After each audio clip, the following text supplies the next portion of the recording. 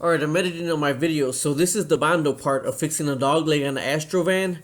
But this is the Bondo part of it. The stuff you see in the front, I actually covered that with that foam insulation, and then I put fiberglass, and this is part 2 showing the Bondo. But if you want to see the fiberglass, I filled in the hole, go check out repairing or fixing that Astro van dog leg or something like that. Alright, bye. Because it's windy out, I'm going to mix it in the van again.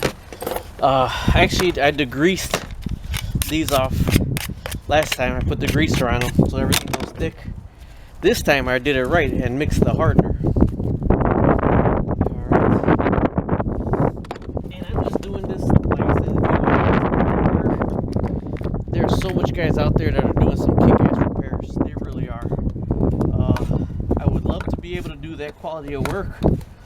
Although, I chose a different career path, you know. Provides good for the family, but it's kind of not what I really want to do in life. This is what I would love to do in life. Okay. Oh, with the small body filler, this paddle right here barely fit into that Bondo glass thing. So make sure you get a really small one. Okay. Get some of this out right here. This says another 3 to 5 minutes of mixing of pliability also. This is supposed to be a new formula that's supposed to be like really easy to work with. So I think this is going to be enough right here. There's probably more than enough that I have. Alright. Okay. And then the hardener. Hopefully you can see that. 1 bead across. I already mixed the hardener. Okay, now with this hardener, I mean with this, it's the same thing as the other thing. You gotta mix them, like fold them like you're making a bread with no air. You can't mix it in a circle. You just gotta blend it until you get the right consistency. And oh, believe it or not, I found my plastic, the correct thingies for this right here. I'm a jack of all trades, master of none. I never put my freaking tools back in the right spot. Alright, it's ready to spread now. It's kind of like skin color right here. But remember, I cut this one down low so I can fit it inside of here. Press down. This one right here, get as smooth as you can. Smooth as you can. Less sand. The smoother you get it, the less sanding you're going to have to do.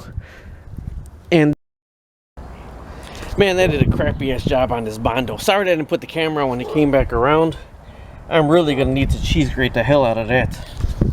Man, I just have no luck with Bondo. You know, you figure you get it really smooth. Well, let me try to get it smoother. Well, let me try to get it smoother. And then it starts to get hard already, and then you just streak the hell out of it. So I'm going to use 80 grit. I might even need to use 40 grit to get that cut down. But 30 minutes, I got to wait now.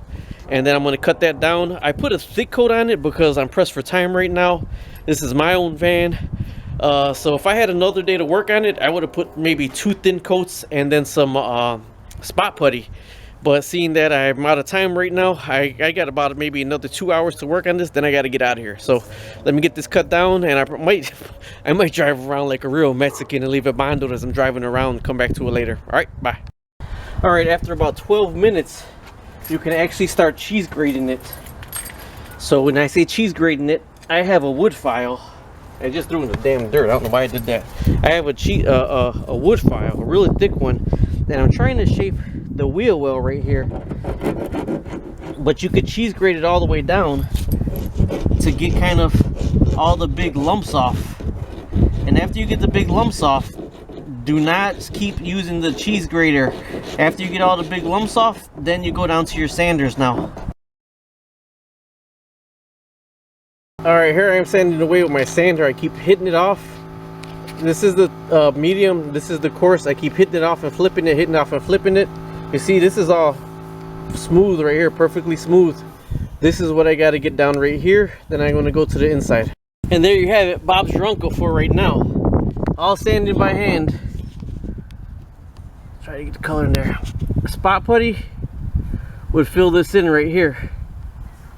See those little dimples I got?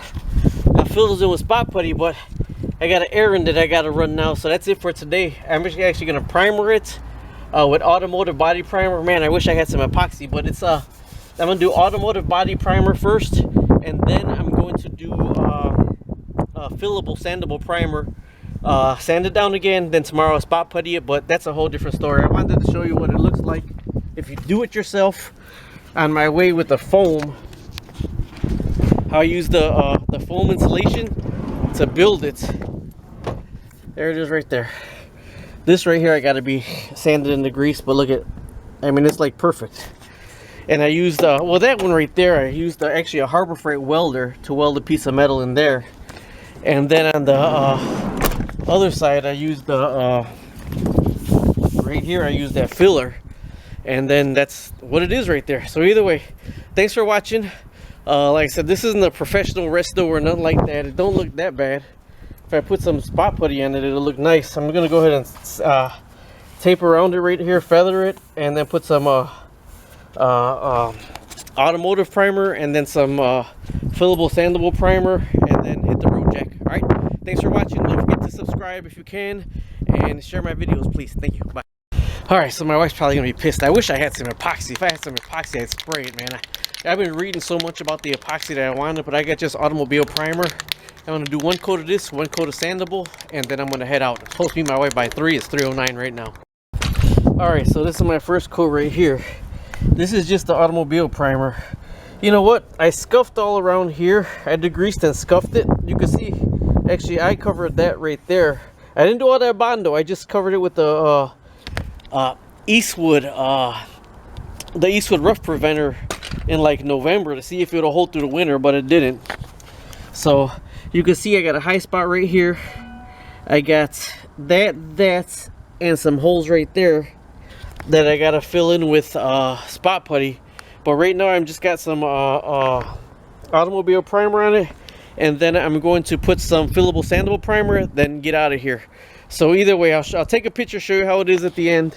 You know, I'll show you the before and after. There was a big hole right there, a big rust spot. It just kept getting worse and worse. So that was my shot at fixing that rust spot and holding it through till I could pay somebody else to do a professional job and cut the metal. All right, thanks for watching. And there you are, Bob's your uncle. Right there. I could have actually done this a little bit nicer. I just taped off right there. I'm going to paint that all white right there anyways. So I really just need one spot of spot putty in here. And the outside you need more spot putty.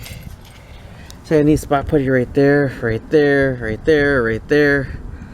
So I got to sand it finer too. You see the crosshairs right there, so I'm going to have to sand it finer. But if you see the before and after, there was a hole right there. So now there's no hole. And that's how I did it. All right.